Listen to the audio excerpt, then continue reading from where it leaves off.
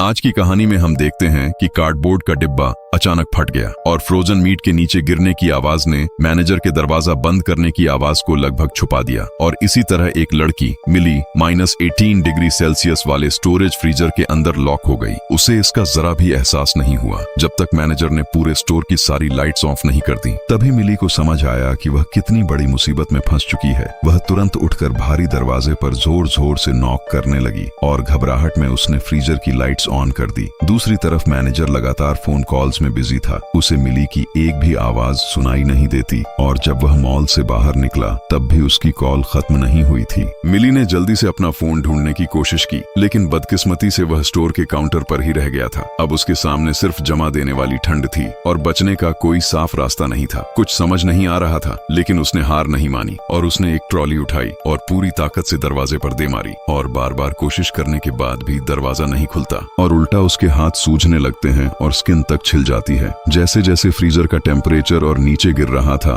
मिली अपनी जमती हुई हथेलियों को बार बार रगड़ रही थी, सिर्फ थोड़ी सी गर्माहट महसूस करने के लिए। तभी अचानक उसकी पॉकेट में रखी एक मूवी टिकट उसके हाथ लगती है। वह तुरंत अपनी वॉच की तरफ देखती है। लास्ट मूवी शो अब खत्म होने वाला था और तब मिली ने एक ट्रे उठाई, तेजी से दरवाजे की तरफ भागी और बिना पलकें झपकाए अपनी घड़ी को घूरने लगी। जब सही वक्त आया, मिली ने ट्रे को बेबस होकर दरवाजे पर जोर जोर से मारना शुरू कर दिया। उसी वक्त थिएटर से निकलती हुई भीड़ शॉप के पास से गुजरी, लेकिन सब लोग मूवी और डिनर प्लान्स में इतने बिजी थे कि किसी ने भी उसकी मदद के लिए की गई चीखें नहीं सुनी। फिर भीड़ के जाने के बाद एक छोटा लड़का वहां से गुजरा। उसने नॉकिंग की आवाज सुनी और तुरंत अपने फादर को बताया, लेकिन जैसे ही उसके फादर ने फोन साइड में रखा और चेक करने आए, ट्रे मिली के हाथों से फिसल गई। अब उसका शरीर इतना जम चुका था कि वह ठीक से उठ भी नहीं पाती और इसी के साथ उसका लास्ट चांस भी खत्म हो गया। धीरे धीरे मॉल की सारी लाइट्स बंद होने लगी और मिली अब पूरी तरह फ्रीजर के अंदर फंस चुकी थी। ज्यादा ठंड की वजह से उसकी वॉच भी टूट गई और वक्त का पता न होने की वजह से उसका दिल और भी ज्यादा पैनिक करने लगा। लेकिन असली हॉरर अभी बाकी था। जमा देने वाली हवा की वजह से उसकी नाक से खून बहना शुरू हो गया। इस कंडीशन में वह ज्यादा देर तक जिंदा नहीं रह सकती थी। डर के मारे वह फ्रीजर के एक कोने में सिमट कर बैठ गई। उसके दिमाग में सिर्फ एक ही सवाल चल रहा था, वह और कितनी देर सरवाइव कर पाएगी। कुछ ही देर में उसकी हथेलियां पूरी तरह जम गईं और बर्फ धीरे धीरे उसकी बाहों तक फैलने लगी। लेकिन इतनी बुरी कंडीशन में भी मिली ने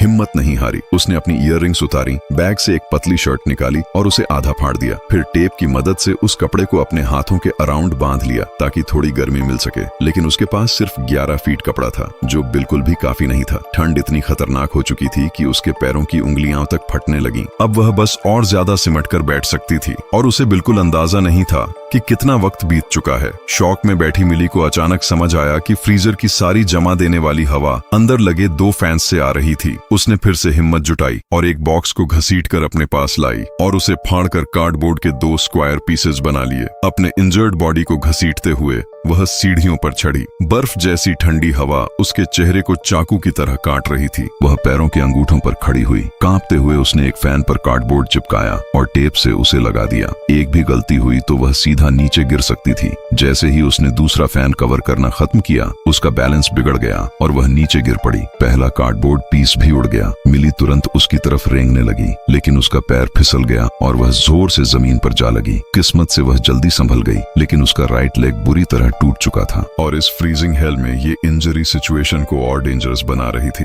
तब मिली ने एक पागलपन भरा डिसीजन लिया। उसने धीरे से अपना पैर 2 शेल्फ्स के बीच रखा, फिर साइड से एक कार्डबोर्ड का टुकड़ा घुसाया, अपनी सांस रोकी और एक जोर का झटका दिया। उसने अपनी टूटी हुई हड्डी को खुद वापस जगह पर सेट कर दिया और कपड़े से अपना पैर लपेटा, कार्डबोर्ड का सपोर्ट लगाया और टेप से टाइटली बांध दिया। अब उसका ब्रोकन एंकल कम से कम थोड़ा वेट हैंडल कर सकता था। अपनी बची हुई एनर्जी के लिए मिली फूड ढूंढने लगी। जो फ्रेंच फ्राइज पहले सॉफ्ट थे, अब पत्थर की तरह हार्ड हो चुके थे और उसके पास कोई और ऑप्शन भी नहीं था। थक हार कर वह वॉल के साथ सिकुड़ कर बैठ गई, बस इंतजार करते हुए कि अब किस्मत उसके साथ क्या करेगी। तभी अचानक उसने पास में एक चूहा देखा, लेकिन वह डरी नहीं। इसके बजाय उसने उस बॉक्स को पकड़ा जिसके ऊपर चूहा खड़ा था। अंदर चॉकलेट का एक पीस पड़ा था। मिली ने बिना सोचे उसे तुरंत खा लिया। उसे पता था अगर सरवाइव करना है तो बॉडी में थोड़ी स्ट्रेंथ रहना जरूरी है। और जब उसने देखा कि चूहा भी खाना ढूंढ रहा है, तो उसने चॉकलेट का का एक छोटा टुकड़ा तोड़कर उसकी तरफ भी फेंका, क्योंकि असल में दोनों एक ही बुरी तकदीर में थे। अब फ्रीजर का टेम्परेचर -16 डिग्री तक गिर चुका था। अगर मिली को जल्दी कोई सॉल्यूशन नहीं मिला तो वह वहीं जमकर मर जाती। तभी उसे अपने बैग में रखा लाइटर याद आया। उसने गर्माहट के लिए जो कुछ भी जल सकता था सब जलाना शुरू कर दिया, यहाँ तक कि अपने कनाडियन वीजा एप्लीकेशन पेपर्स भी। मतलब अब वह सिर्फ जिंदा रहने के लिए अपने सपने तक सैक्रिफाइस करने को रेडी थी। और सच में फ्रीजर का टेम्परेचर धीरे धीरे बढ़ने लगा। चूहा भी उसके पास आकर बैठ गया, गर्मी एंजॉय करते हुए। लेकिन कुछ ही देर में पूरा रूम धुएं से भर गया। मिली जोर जोर से खांसने लगी, उसका दम घुटने लगा था। तब उसे रियलाइज हुआ शायद वह ठंड से नहीं बल्कि धुएं से पहले मर जाएगी। वह तुरंत उठी और कार्डबोर्ड का एक टुकड़ा लेकर आग को दबाकर बुझा दिया। और तभी उसकी नजर एक आधी जली हुई पेपर शीट पर पड़ी जिसमें एक इग्लू की तस्वीर बनी हुई थी। अचानक मिली के दिमाग में एक आइडिया आया। अपने इंजर्ड बॉडी को घसीटते हुए उसने बॉक्सेस और प्लास्टिक फ्रेम्स से एक छोटा सा शेल्टर बनाया, ऊपर कार्डबोर्ड की शीट रखी और चूहे को भी अंदर आने दिया। शायद वहां छुपकर डर कम लगे, लेकिन फ्रीजिंग हवा को रोकना इम्पॉसिबल था।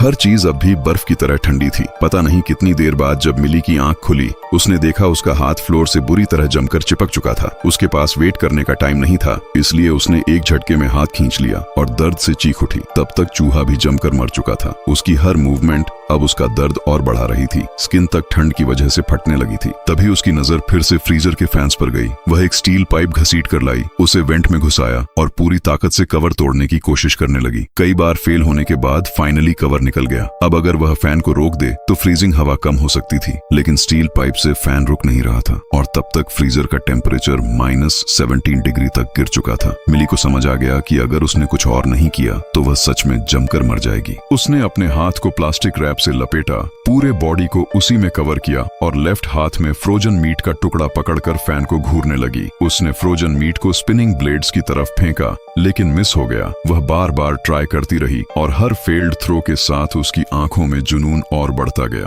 आखिरकार उसने अपनी बची हुई सारी ताकत लगा दी और फ्रोजन मीट सीधा फैन में जा टकराया। इस बार वह सफल हो गई। फ्रीजिंग हवा अब भी उसके शरीर को चीर रही थी, लेकिन उसके अंदर होप दोबारा जल उठी थी। फैन दोबारा स्टार्ट ना हो, इसलिए उसने और फ्रोजन मीट उसके अंदर ठूंस दिया। अब सिर्फ एक फैन बचा था, लेकिन उसकी ताकत लगभग खत्म हो चुकी थी। उसके थ्रो मिस होने लगे और वह कमजोर होकर जमीन पर गिर पड़ी। तब तक उसकी स्किन नीली पड़ चुकी थी और कई जगह से फट गई थी। अपनी आखिरी ताकत से उसने वॉल पर टैप किया और अचानक उसका हाथ एक स्क्रू से टकराया। उसने हेयर पिन निकाली, स्क्रू घुमाया और कवर हटा दिया। वह एक बाहर निकलने का रास्ता था, लेकिन उसमें रेंगने की ताकत अब बची ही नहीं थी। इसीलिए उसने एक ट्रे उठाई और ओपनिंग के अंदर 2 बार टैप किया। उसी वक्त उसके फादर, जो उसे पागलपन की तरह ढूंढ रहे थे, वहां से गुजर रहे थे। उन्होंने आवाज सुनी और तुरंत फायर सेफ्टी बॉक्स का दरवाजा खोलने भागे। बाहर से वह सिर्फ एक नॉर्मल सेफ्टी बॉक्स लग रहा था और वह लगभग वापस मुड़ने ही वाले थे। तभी मिली पूरी तरह जमीन पर गिर पड़ी। ट्रे उसके हाथ से फिसलकर जोर से फ्लोर पर गिर पड़ी और वही आवाज उसके फादर को वापस खींच लाई। मिली जमी हुई फ्लोर पर आंखें बंद की पड़ी थीं और फाइनली उसके फादर ने उसे ढूंढ लिया और कहानी यहीं खत्म हो जाती है। और नई कहानी के लिए यहाँ क्लिक करें। मिलते हैं अगली कहानी में।